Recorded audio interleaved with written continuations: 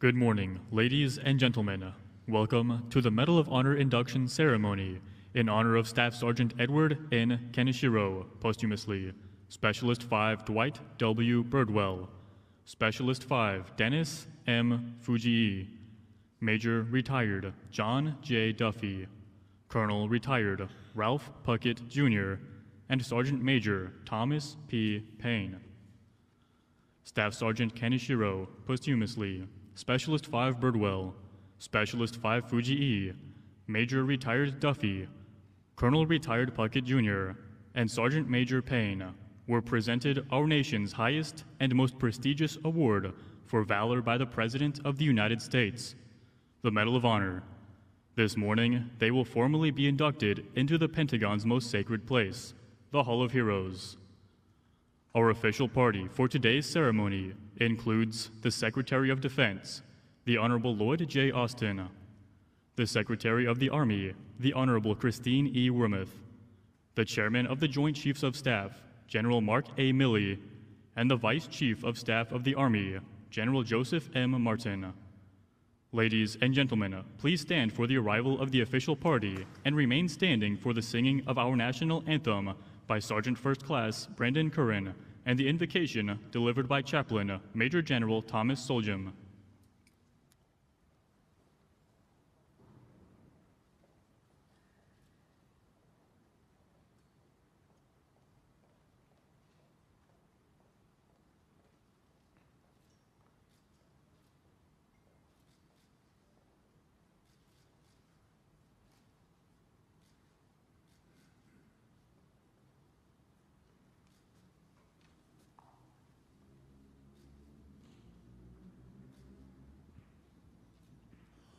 Oh, say, can you see by the dawn's early light what so proudly we hailed at the twilight's last gleaming, whose broad stripes and bright stars through the perilous fight o'er the ramparts we watched were so gallantly streaming, and the rocket's red glare, the bombs bursting in air, gave proof through the night that our flag was still there. Oh, say, does that star-spangled banner yet wave o'er the land of the free and the home of the brave?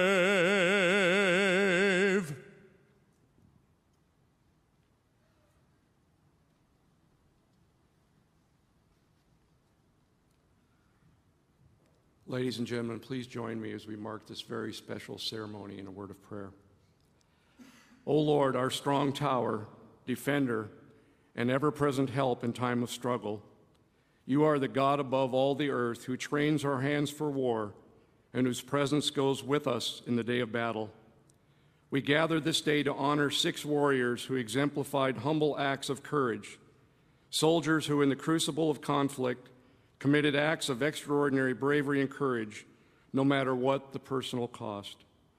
With a profound sense of pride, we pay tribute to the valor of such warriors who gave so much of themselves in a moment in time, and one who gave the full measure in this Medal of Honor Hall of Heroes induction ceremony.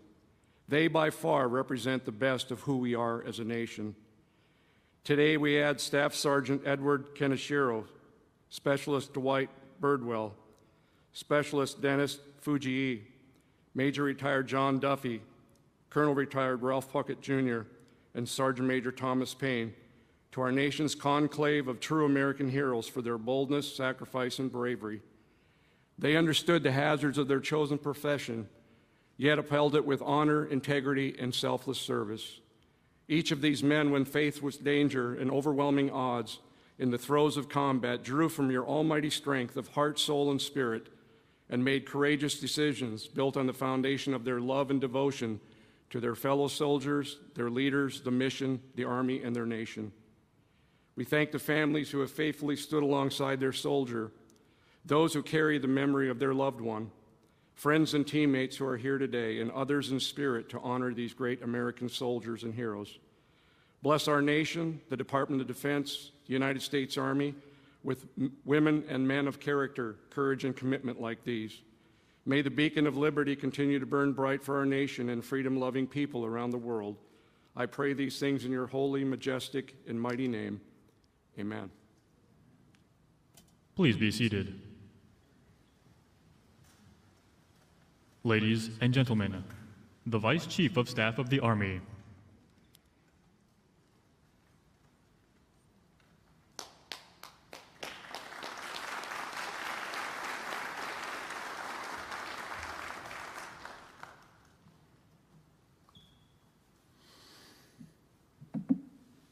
Well, good morning, everybody. To the Kaneshiro family, Judge Birdwell and family, Mr. Fujii and family, Major Duffy and family, Lieutenant Colonel retired Mrs. Locke, and Sergeant Major Payne and family, thank you all for being here today. Thank you also to the Medal of Honor recipient, Mr. James McLaughlin, and Gold Star family member, Miss Jane Horton, who have joined us today. Secretary Austin, Secretary Wormuth, it's an honor to share the podium with you today. Senator Ernst, General Milley, General Shinseki, General McCaffrey, and all other distinguished attendees, welcome to today's induction ceremony. We're here today to recognize 6 incredible American soldiers for acts of heroism, but first, I want to take a moment to set the scene. It's almost impossible to describe the brutality of battle. It is chaotic, confusing, exhausting, and unrestrained. In these particular battles, the enemy was close and overwhelming. Death was imminent. Yet, these 6 men took action. They invigorated the fight against overwhelming violence and provided clarity to their comrades in moments of utter chaos. You will hear more details about the actions from the other speakers, but what I'd like to do is highlight a couple of witness perspectives that stood out to me as I reviewed these packets. In the Kim Son Valley, soldiers from Troop C, 1st to the 9th Cavalry, were ambushed by the enemy from a camouflage trench. They were pinned down by machine gun fire, unable to fall back and evacuate the wounded. They watched incredulously as Staff Sergeant Kaneshiro, alone and unstoppable, jumped into the trench, cleared it with a rifle and 6 hand grenades. They said they could see his head bobbing along, at times just 10 meters away, popping out to shout, "Grenade," before he threw his rounds. His one-man assault ended their destruction. At an air base outside of Saigon, a sergeant who had been blown out of his track by an RPG and was immobilized in a nearby ditch watched as the Viet Cong and the North Vietnamese Army soldiers advanced towards him. But every time they did, as they approached, they were thwarted by Specialist 5 Birdwell, who was laying down devastating fires from his tank's guns. Sergeant Smith described Birdwell sitting exposed and fearlessly in the tank's hatch, surrounded by a cloud of paint chips from the enemy's rounds hitting around him. Specialist Birdwell's actions saved many lives, including Sergeant Smith's. In the mountains of Laos, forward air controllers were supporting a Vietnamese Ranger group that was nearly overrun. They took direction from the lone American on the ground, a medevac crew chief, Specialist 5 Fujii, who crash-landed and repeatedly waved off evacuation due to the onslaught of enemy fires. Specialist 5 Fujii had been under continuous fire for days and had lost a lot of blood, but seemed inexhaustible to the men on the radio. He continuously exposed himself to fires to pinpoint enemy locations, and he remained steady and composed as he relayed highly accurate targeting information. And when American crews arrived on station to evacuate the remainder of the Vietnamese battalion, Major Duffy was advising they were amazed. It seemed unfathomable that some 40 men with no food, water, or ammunition could still be alive amidst the swarm of enemy fighters. It was Major Duffy's many heroic acts, including calling for strikes on his own position to allow his battalion to retreat, that enabled the escape. Major Duffy's Vietnamese brothers, including Lieutenant Colonel Lee, who is here with us today, credit him with saving their battalion from complete annihilation. According to Colonel Lee, he appeared to be fearless. Many years before, in the biting cold near the Chongchon River in Korea, then Lieutenant Puckett jumped off his tank, which was halted by enemy fire, as he shouted, "Let's go, Rangers," as he led his company on foot towards Hill 205. When one of the many platoons were suppressed by machine gun fire, Colonel Puckett ran into the open to draw fire and allow his Rangers to locate the gunner. 2 times he ran across the field and, still in good humor, shouted, "Okay, I'm only going to do this one more time." Corporal Pollock described him as the bravest man he ever saw. Then, decades later, in northern Iraq, Sergeant Major Payne and his team entered a building that was burning to rescue hostages from an ISIS compound. The smoke was thick and the air was suppressively hot. Sergeant Major Payne called for a bolt cutter and exposed himself to enemy fire as he cut the locks and freed the hostages. The call came that the building was collapsing, but Sergeant Major Payne stayed to assist the fleeing people. As he finally exited the building, his teammates heard him shout, "Last man!" He was helping the final hostage, who had been immobilized by despair, help us find his way to freedom. Beacons of hope in a storm of despair. It's almost inconceivable to imagine how any person could act the way these men did. So what drove them? The answer in these stories tells us these men exhibited unbelievable courage, strength of will, and selflessness out of love for their fellow man. What a testament to human potential. These soldiers now have a venerated place in American lore and forever will represent the greatness of our country and those who serve it. They will inspire generations of service members who are looking for clarity as they face their own battles. And these stories will be a shining example of what the band of brothers and sisters can compel young people to believe or be.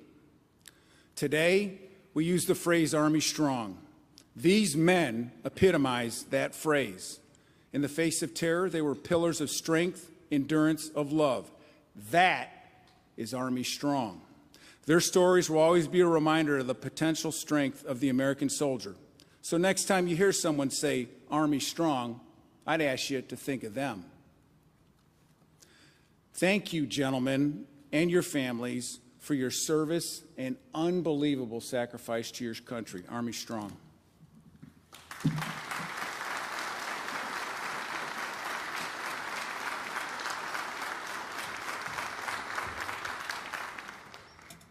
Thank you, General Martin. Ladies and gentlemen, the Secretary of the Army.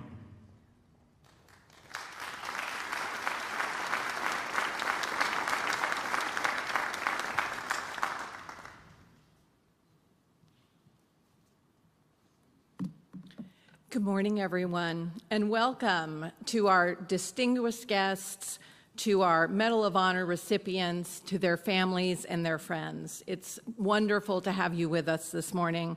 Secretary Austin, General Milley, thank you so much for being with us, and thank you all of our distinguished guests who are too numerous to name. Today we honor 6 Medal of Honor recipients: Staff Sergeant Kaneshiro, Specialist 5 Birdwell, Major Retired Duffy, Colonel Puckett, Specialist 5 Fujii, each of whom fought either in Vietnam, in Korea, and Sergeant Major Payne, who fought in Iraq. We honor these men as soldiers of the world's greatest land fighting force who went above and beyond the call of duty. We honor their families, we honor their heroism and sacrifice, and we honor each of them as individuals, as beloved sons, husbands, fathers, and grandfathers. Our country calls upon soldiers of the United States Army to fight and win our nation's wars. Our soldiers go willingly, with courage and honor, to defend our country, our democracy, and our national interests. The 6 individuals that we're inducting into the Hall of Heroes today did just that and so much more.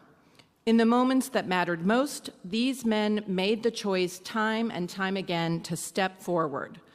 They reached deep into their personal reserves of faith, values, and training, and in the most dangerous situations, they mustered the strength to prevail. Duty and devotion to their fellow soldiers in arms animated their selflessness and enabled their uncommon heroism.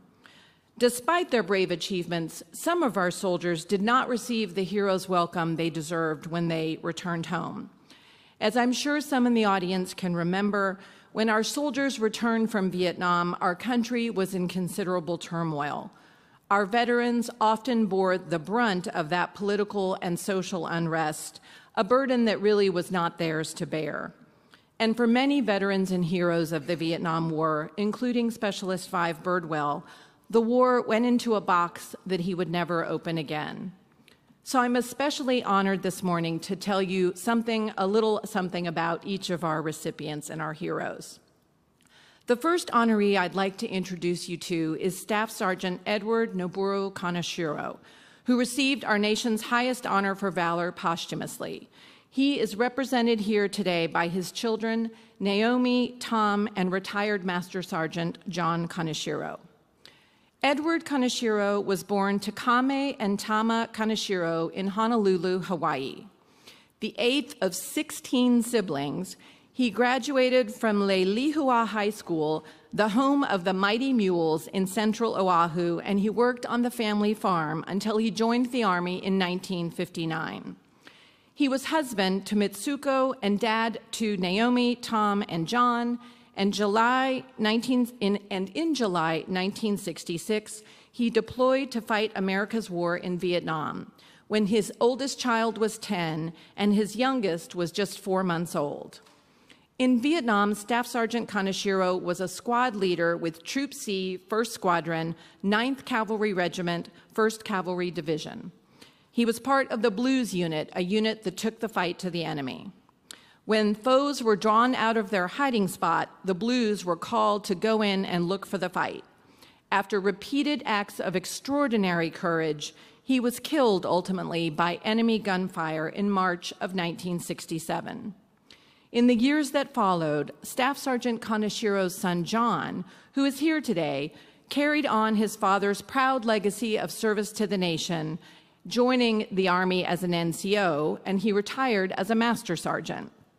I'm told that it was the shared experience of wearing the uniform of our nation that helped bring John closer to the man who was his father, a man who he did not get the opportunity to know. Staff Sergeant Kaneshiro, the son of Japanese immigrants, was 13 years old when America was attacked at Pearl Harbor. We can all only imagine what it must have been like for him and his family during that time. And yet he chose to serve our country and go to war on its behalf more than 20 years later. Yesterday, he became the 14th Japanese American recipient of the Medal of Honor from the great state of Hawaii, and his is a story that is only possible here in the United States of America. Our second Vietnam War hero is Specialist 5 Dwight D. Birdwell, a proud son of the Cherokee Nation. Mr. Birdwell is a published author, a former Chief Justice of the Cherokee Nation Supreme Court, and the 33rd Native American to receive the Medal of Honor. He met his wife, Virginia, also from a Cherokee family, when they were still children. While they had known each other for years, it was only after he returned from Vietnam that they fell in love. Mr. Birdwell is father to Edward and Stephanie, father-in-law to Spike Bighorn of Montana, and pa to his twin granddaughters, Willow and Raven, who are with us today. Mr. Birdwell graduated from Stillwell High School, and in 1966, at the age of 18, he enlisted in the regular Army as a private.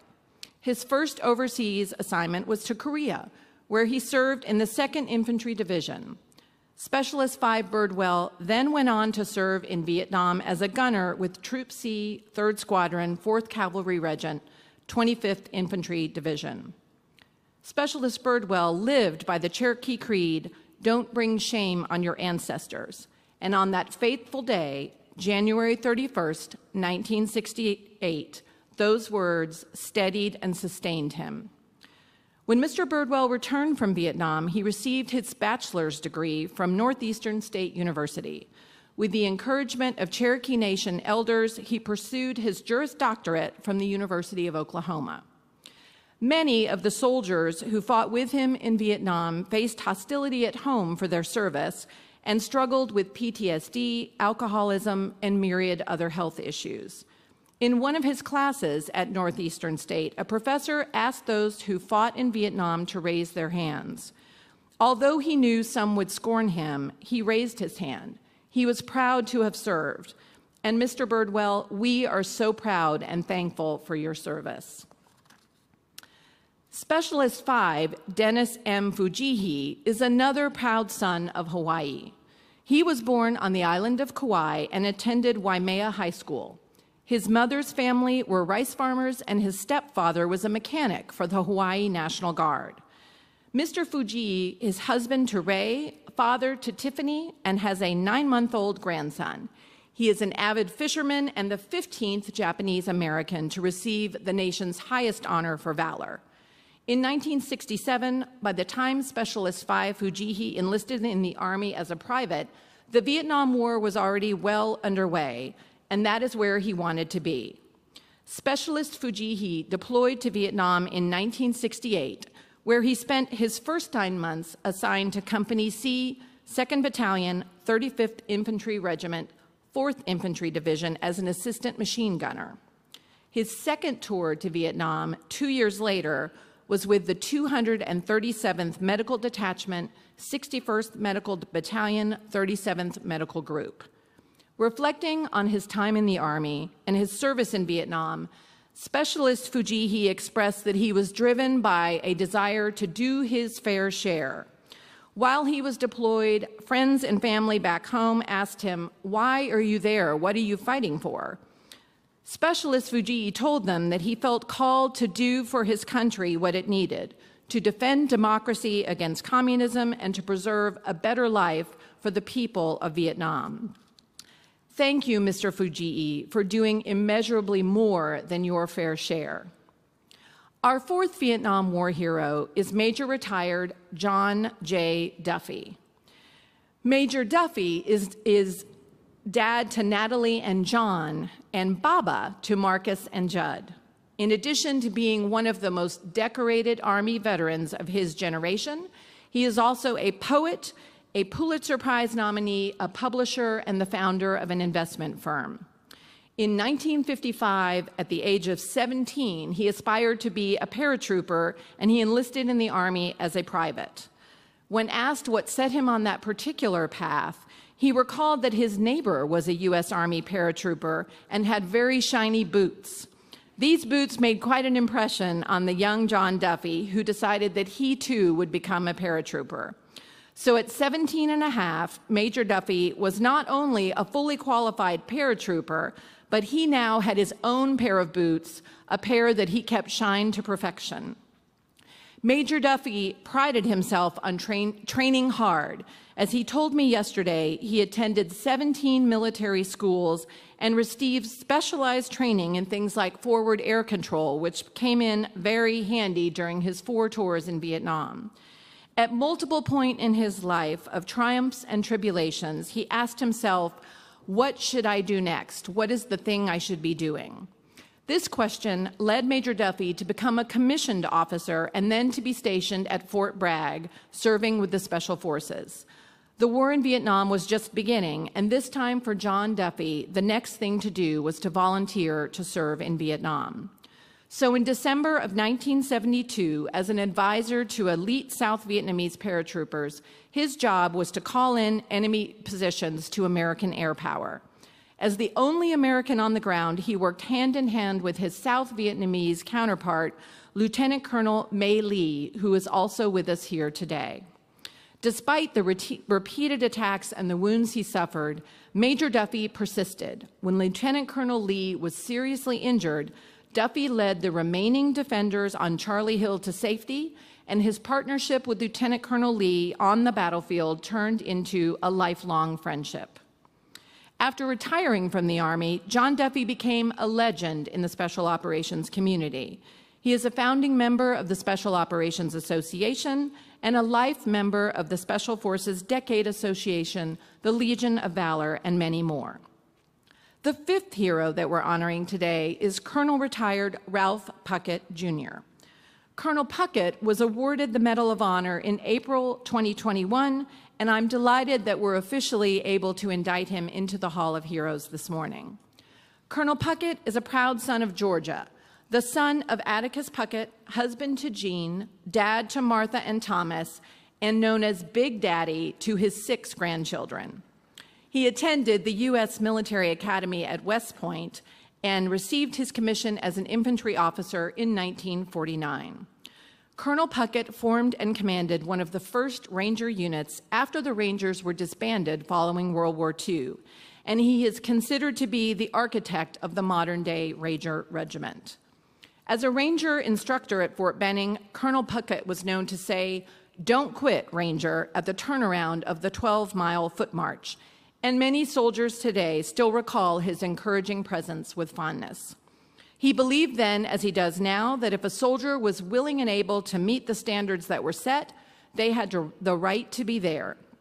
And being there was important for Ralph Puckett in November 1950, first on Hill 222 and later on Hill 205 in Korea, where against all odds, his leadership and example helped to save his men. To Colonel Puckett, thank you for your courage, for your lifetime of service, and for defining what it means to be a Ranger for successive generations who followed you. Our final inductee this morning in the Hall of Heroes is Sergeant Major Thomas Patrick Payne. Sergeant Major Payne answered the call to serve after 9/11, enlisting as a private in 2002. He keeps his Bible in his pack and wears a cross necklace close to his chest. He's a proud son of South Carolina, dad to Elizabeth, Aaron, and Joshua, and husband to Allison. He and his wife Allison met at Lake Murray, South Carolina, where he was recovering from a grenade blast from Afghanistan. They met, they fell in love, and the rest is history, as they say. Pat and Allison named their second son Josh after Master Sergeant Joshua Wheeler, who was killed in action during the hostage rescue operation in Norwegia. If you've had the opportunity to meet Sergeant Major Payne, you'll notice his no-nonsense humility and relentless focus on the mission. But it's worth knowing that he served in the Army's most elite units, including the 75th Ranger Regiment and within several other units in Army Special Operations Command. As he looks back on his life to date and military service, he will tell you that even if you laid out 100 careers in front of him, he would pick this career every time. Reflecting on the Medal of Honor that he was awarded in 2020, Sergeant Major Payne is quick to note that he should not be remembered as a recipient, but as a guardian. Shortly after the hostage rescue operation in Norwegia in 2015, I had the opportunity to visit with members of the unit that participated in that operation in Kirkuk province. I remember worrying that day that I did not know what to say to the soldiers I would meet, who had just lost their brother-in-arms, Master Sergeant Wheeler. I still do not have the right words to say today, but what I can say is thank you for your extraordinary courage and valor, and thank you for the many lives you saved. On behalf of a grateful nation and a grateful Army, thanks to all of our Hall of Hero inductees for your extraordinary courage and valor, and for the many lives you saved. Thank you for your love of country and all that you have given to it. To your families, thank you for your sacrifice and for sharing your sons, husbands, fathers, and grandfathers with all of us.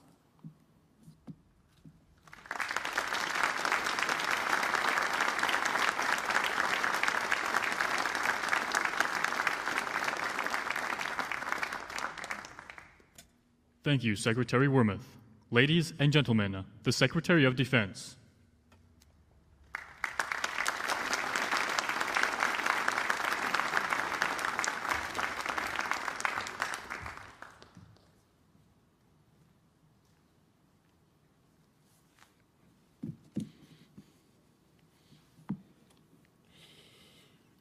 Well, good morning, everybody. Secretary Wormuth and General Martin, thank you for your moving tributes to our honorees. And thank you for everything that you do for our soldiers and their families. It's also great to be here with General Milley. Thank you for your partnership and your leadership, Chairman. Special welcome to Senator Ernst for joining us today. Thank you for being here to help us recognize some great American heroes. And let me also welcome the families and friends of the recipients who are here today and those who are joining us online. The families of our service members might never wear the uniform, but they serve every bit as much as their loved ones. And we know how hard it can be, and we can never take it for granted. So from all of us here, thank you for everything that you do. Now, it's an honor to spend time with one Medal of Honor recipient. But being here today with today's gathering of heroes, this is once in a lifetime. The Medal of Honor is reserved only for those whose bravery shone out during the chaos and the din of battle. For those who put their lives on the line for their teammates. And for those who charged towards danger and went far, far above and beyond the call of duty. And today, as you've heard, we have the enormous privilege of adding 6 Medal of Honor recipients to our Hall of Heroes. Now, these warriors come from different backgrounds. Their hometowns stretch from New York to Honolulu. They fought in conflicts from Korea to Vietnam to the war against ISIS. And their time in uniform spans nearly 80 years. But they are all soldiers, united in their devotion to duty. Duty to carry out their mission. Duty to their teammates and the allies who served alongside. And duty to democracy and to the country that they love. And that sense of duty carried them through incredible acts of courage. You know, none of them set out to be here today. But in these moments, they displayed the rare kind of valor deserving of our military's highest decoration. So let me start with Staff Sergeant Edward Kaneshiro. In 1966, he was serving in Vietnam as an infantry squad leader. And one day in December, he and his squad were out scouting for open terrain. Now, they didn't know it, but North Vietnamese forces were planning to ambush their teammates through a concealed trench system. And when machine gun fire erupted, his squad moved towards the sound. And Sergeant Kaneshiro threw a grenade right through the aperture of the enemy bunker, stopping the ambush where it started. And then he jumped into the trenches and single-handedly destroyed one enemy group after another. And because of his bravery, his platoon was able to withdraw from the village. And tragically, just a few months later, Sergeant Kaneshiro was killed in action by enemy fire. I wish that I could personally thank him for his heroism and his selflessness. But it's a profound honor to have his children with us today. And as I told you earlier, I know that you didn't get enough time with your father, and I know that no words of praise can make up for his loss. But I can only imagine how proud you must be of his service. And John, I know how proud your father would be of your own military career, including your 2 deployments to Operation Iraqi Freedom. You have all carried on his legacy and lived lives that honor his memory. Now, like Sergeant Kaneshiro, Specialist 5 Dwight Birdwell also jumped into action when his unit came under attack.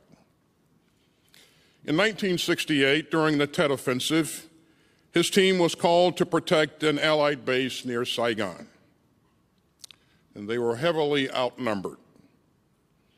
And almost immediately, his tank commander was critically wounded. And Specialist Birdwell realized that the tank was the only thing between his fellow soldiers and the enemy. So Specialist Birdwell fired anything that he could get his hands on. The tank's main 90-millimeter gun, and then its machine gun. And at several points, he hopped out of the commander's hatch with his M16 to get a better shot. Even when he ran out of ammo, he kept on fighting. He made his way down to a downed American helicopter and found 2 machine guns. His comrade took one, and Specialist Birdwell took the other. Now, that gun was shot out of his hands, and Specialist Birdwell was wounded by the shrapnel. But he still refused to leave the battle. And Specialist Birdwell ran through a storm of enemy fire and found a defensive position and to collect and redistribute ammunition to the remaining defenders. And then he led a group of his comrades past enemy lines and threw hand grenades to prevent the enemy from advancing. And through it all, Specialist Birdwell continued to fight.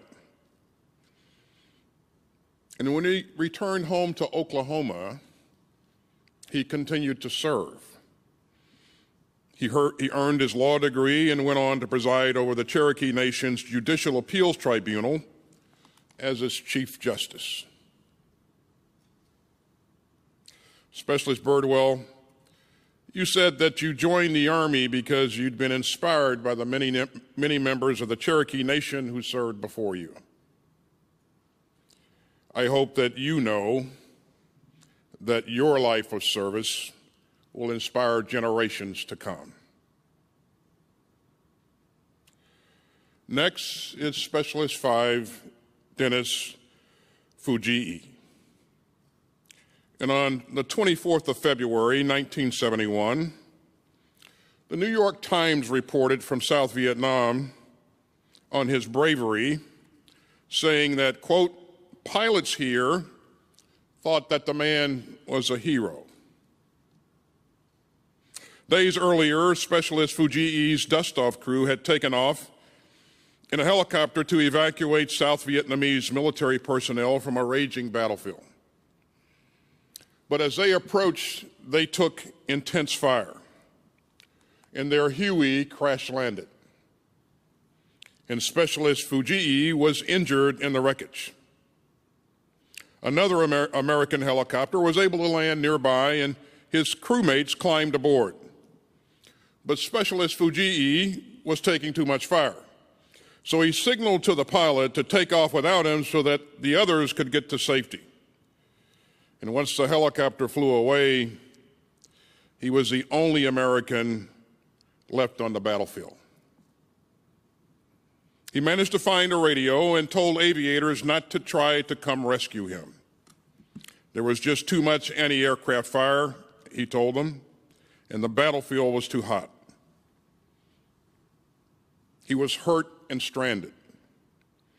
But he spent the night and the next day administering first aid to wounded South Vietnamese allies. In the meanwhile, the enemy brought reinforcements. And soon the encampment was under renewed assault, and Specialist Fujii found yet another radio. But he didn't use it to request a rescue. Instead, he called in enemy positions and directed airstrikes against them for the next 17 hours. And finally, a helicopter airlifted him out. But again, they sustained enemy fire and crash landed 2.5 miles away. And so exhausted and wounded, he had to wait another 2 days before reaching safety. And Specialist Fujii, people have known you to be a hero ever since. And I'm proud to officially add your name to our Hall of Heroes. Now, in 1972, Major Duffy was a senior advisor to an elite battalion of the South Vietnamese Army. He trusted his counterparts, and they trusted him. And on 14 April, their job was simple, but gravely dangerous. They had to hold off North Vietnamese forces at Fire Support Base Charlie for as long as possible. So in the early morning hours, Major Duffy snuck up as close as he could to the enemy's anti-aircraft positions. And from there, he called in airstrikes. Major Duffy was wounded by shrapnel, but he refused evacuation.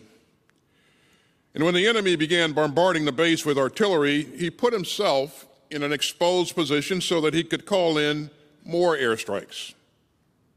And finally, the enemy went silent. Without a moment to lose, Major Duffy moved Allied soldiers to safer positions. And because it was too dangerous for resupply aircraft to land, he redistributed what remained of the ammo. And by the next morning, the North Vietnamese forces resumed their attacks, inflicting even more casualties. Major Duffy organized an evacuation of those who survived. And when they reached the exfiltration site, Major Duffy would not leave until all of his brothers in arms were aboard. And one of those evacuees is here with us today, Major Duffy's counterpart, Lieutenant Colonel Lee. Gentlemen, thank you both for your service. You know, years later, Major Duffy remembered being asked if he wanted to go into that battle. And he replied, quote, "Gotta go in, it's the job." Major Duffy, it is the job. But few have ever done that job with as much valor. So thank you for all that you have done on behalf of our country. And today, after delays caused by the pandemic, I'm also glad to officially induct 2 Medal of Honor recipients into the Hall of Heroes. Colonel Ralph Puckett and Sergeant Major Thomas Patrick Payne. Although Colonel Puckett couldn't be with us in person today, I believe that he's watching from home. So good morning, Colonel. And we're glad that you're represented here in person by retired Lieutenant Colonel John Locke. So let's think back on a frigid morning in 1950 during the Battle for Hill 205 in the Korean War. First Lieutenant Puckett was commanding the 8th U.S. Army Ranger Company. And he repeatedly put his life at risk running across an open field and courting enemy fire so that his team could spot the Chinese position. And as the battle ground on, he was injured by grenade fragments, but he wouldn't leave. Instead, he moved from foxhole to foxhole, redistributing ammunition and taking care of his men. His compassion and his grit inspired his fellow Rangers. And so when he was wounded again, he ordered his men to leave him behind. But they refused, and they got him out. Because Lieutenant Puckett had shown them that true courage means putting your people first. And after receiving the Medal of Honor last year, Colonel Puckett thought of his team, saying, quote, "The people who earned that medal are the Rangers who did more than I asked." That's absolutely right. But Colonel Puckett, you did so much more than your country asked, and we salute your tremendous service. And finally, from Colonel Puckett's heroism in 1950, we fast forward some 65 years and shift to Kirkuk province in northern Iraq and the battle against ISIS. In 2015, then Sergeant First Class Patrick Payne was charged with leading a raid to free Iraqis taken hostage by the jihadists. His team knew that ISIS had been holding the prisoners in 2 buildings. So when Sergeant Payne's team landed in the dead of night, they cleared one of those buildings and freed the hostages inside. But the second building was under intense fire, and Sergeant Payne heard on the radio that his fellow soldiers needed help there. And he remembers turning to one of his teammates and saying, quote, "Let's get into the fight." The building was burning, and Sergeant Payne knew that the prisoners locked inside would die if they weren't freed. So he plunged into the smoke and the enemy fire and found an armored door. Behind that armored door were dozens of prisoners trapped. Sergeant Payne then traded his rifle for bolt cutters and again went into the building. It was on fire and under fire, and he broke the lock on the door. Now, by this point, the building was near collapsing, and the soldiers were ordered to evacuate. But Sergeant Payne ran back in again to save more hostages. And then he went in again to check that no one was left behind. And Sergeant Payne had said, "Let's get into the fight." And he did, over and over again. And that night he helped to free 75 prisoners. And those men and women and their families will never forget that daring rescue, and neither will we. So thank you, Sergeant Payne. And I have to tell you, Sergeant Major Payne, I'm especially grateful because I'm the guy that sent you into that fight as a CENTCOM commander. And I will remain grateful to you and your comrades for the incredible, incredible work that you did on that night to save lives. So on behalf of our country, thank you for all that you and your teammates have done. Ladies and gentlemen, President Kennedy once said that a nation reveals itself not only by the men it produces, but also by the men it honors. So today we etch these soldiers' names into the Hall of Heroes to honor their deeds and to remember why American warriors fight. We honor these heroes because they represent the very best of us. And we honor these heroes to inspire future generations.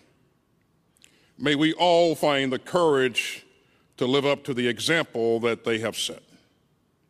May we all find the commitment to serve and defend our republic. And may we all find the dedication and duty to our democracy that these heroes have shown. May God bless our Medal of Honor recipients and those who serve alongside them and all who love them. Thank you very much.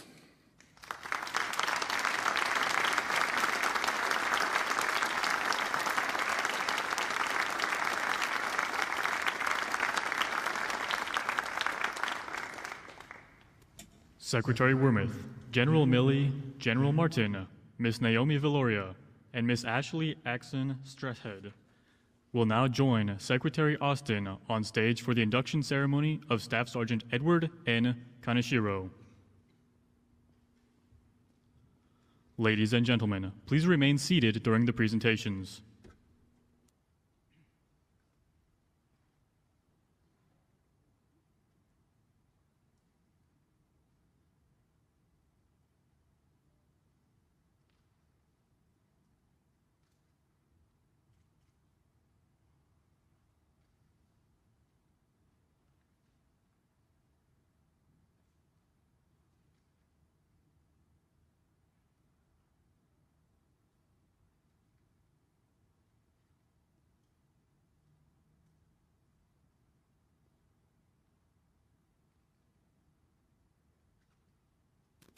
The President of the United States of America, authorized by the Act of Congress, March 3, 1863, has posthumously awarded, in the name of Congress, the Medal of Honor to Staff Sergeant Edward N. Kaneshiro, United States Army, for conspicuous gallantry and intrepidity at the risk of his life above and beyond the call of duty. Staff Sergeant Edward N. Kaneshiro distinguished himself by acts of gallantry and intrepidity above and beyond the call of duty while serving as an infantry squad leader with Troop C, 1st Squadron, 9th Cavalry, 1st Cavalry Division, near Phu Hu 2, Kim Sung Valley, Republic of Vietnam, on 1 December 1966. Not knowing that the village was heavily fortified with a fully bunkered and concealed trench system and garrisoned by North Vietnamese troops in vastly superior force, 2 squads of the platoon had deployed to its center, while Staff Sergeant Kaneshiro and his squad scouted the more open terrain to the east of the village.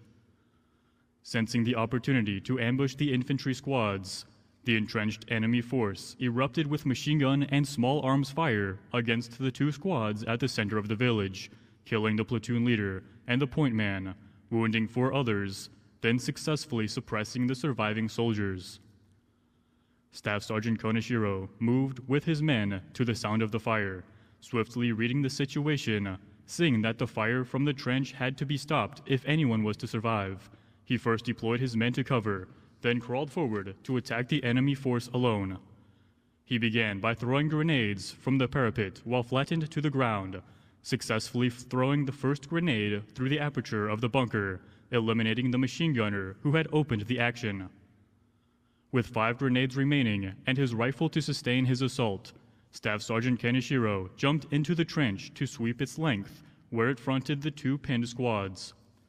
Over the distance of about 35 meters, he worked the ditch alone, destroying 1 enemy group with rifle fire and 2 others with grenades. By the end of his sweep, the able-bodied survivors of the 2 squads were again standing and preparing to move the dead and wounded. Staff Sergeant Kaneshiro's actions enabled the orderly extraction and reorganization of the platoon, ultimately led to successful withdrawal from the village. Staff Sergeant Kaneshiro's conspicuous gallantry and uncommon heroism under fire were in keeping with the highest traditions of military service and reflect great credit upon himself, his unit, and the United States Army.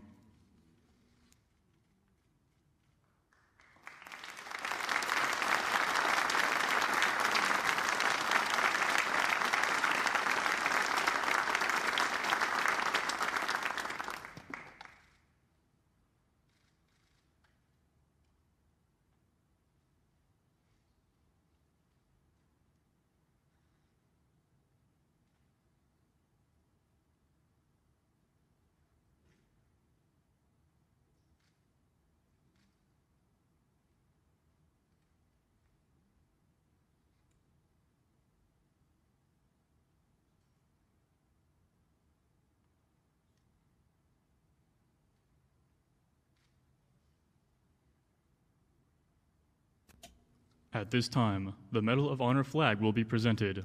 On 23 October 2002, Public Law 107-248, Section 8143, established the Medal of Honor flag to recognize service members who have distinguished themselves by gallantry in action above and beyond the call of duty. The Medal of Honor flag commemorates the sacrifice and blood shed for our freedoms and gives emphasis to the Medal of Honor being the highest award for valor by an individual serving in the armed forces of the United States. The light blue color, with gold fringe bearing 13 white stars, are adapted from the Medal of Honor ribbon.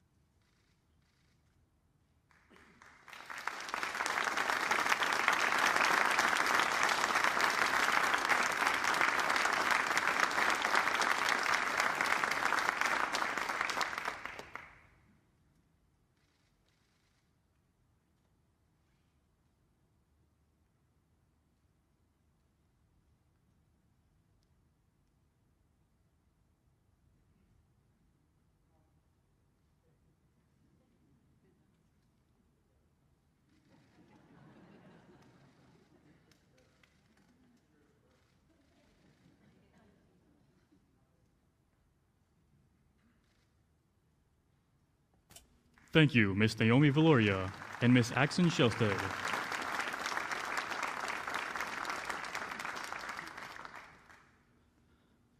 Specialist 5, Dwight Birdwell, please join Secretary Austin, Secretary Wormuth, General Milley, and General Martin for the induction ceremony. Ladies and gentlemen, please remain seated during the presentation.